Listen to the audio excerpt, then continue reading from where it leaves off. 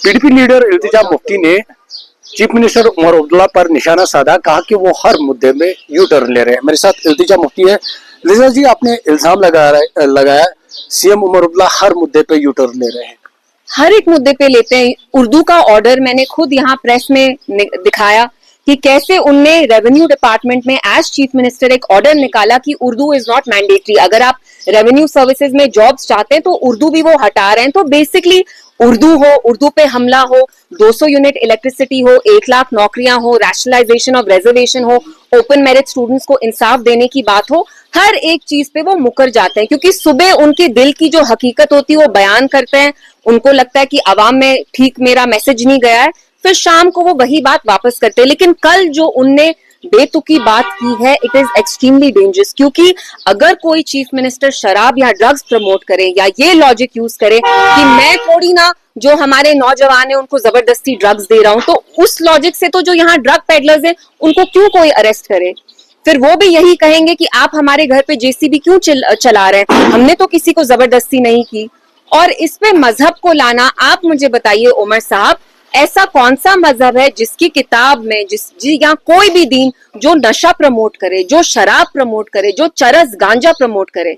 1 minute के लिए मैंने माना कि हिंदूज में ऐसा कोई नहीं है कि दे प्रोहिबिट अल्कोहल।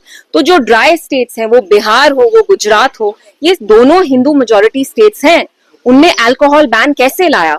और जो ज्यादातर यहाँ जम्मू कश्मीर में लोग हैं वो मुसलमान हैं, आप उनकी तरफ कोई सेंसिटिविटी उमर साहब नहीं दिखाते हैं।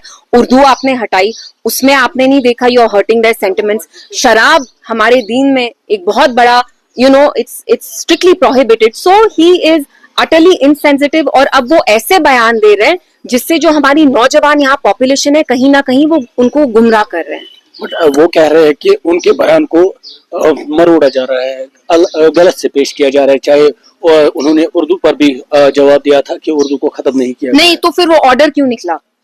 आप सबसे पहले, ये तो इट्स अ रिडिकुलस थिंग कि आपने पहले ऑर्डर, अगर मैं आपको बोलूं कि मैं आपको मार डालूंगी, इस पे सर्वे करेंगे, लोग क्या कहेंगे? Will anybody want to kill Urdu? जो आपने ऑर्डर निकाला उस पे पहले आपको सर्वे पोल ही क्यों करना है? ये तो कोई भी नहीं चाहेगा कि जम्मू कश्मीर से आप उर्दू को हटाएं, क्योंकि उर्दू हमारे तहजीब, हमारे अदब का एक बहुत इंपॉर्टेंट हिस्सा है। और आप देखिए, मैंने उर्दू पे बात की, अगले दिन मेरे पे FIR लगा।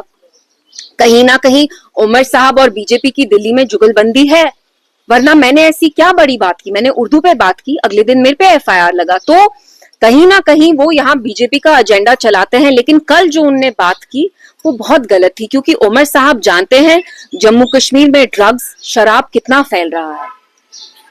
आप एलिगेशन लगा रहे हैं नेशनल कॉन्फ्रेंस बीजेपी के स्क्रिप्ट पर, लेकिन वो एलिगेशन लगा रहे हैं RSS और बीजेपी का स्क्रिप्ट जो है PDP यूज। आज की डेट में आप मुझे बताइए कि एक sitting chief minister Jammu Kashmir के यहाँ ड्रग्स और शराब दोनों प्रमोट कर रहे हैं। ना इसमें बीजेपी का कोई लेना देना है, ना PDP का लेना देना है।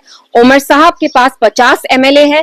किसी भी गवर्नमेंट जो यहाँ पहले आई है, PDP के भी 50 MLA ऑन इट्स ओन नहीं थे। हम हमेशा एक अलायंस में रहे हैं। NC आज किसी भी अलायंस में नहीं है। They are free to pass this liquor ban. तो he should walk the talk. हर एक चीज वो यहाँ खत्म करना चाहते हैं। यूथ में वो ड्रग्स एंड अल्कोहल का एक कल्चर बढ़ाना चाहते हैं। उर्दू हमारी जो शनाख्त है उसको खत्म करना चाहते हैं। और जब पब्लिक में वो एक्सपोज होते हैं तो वो यू टर्न लेते रहते हैं। बट जो नौकरियों पे आपने इल्जाम लगाया उस पर उन्होंने कहा PDP हमें सबूत दे।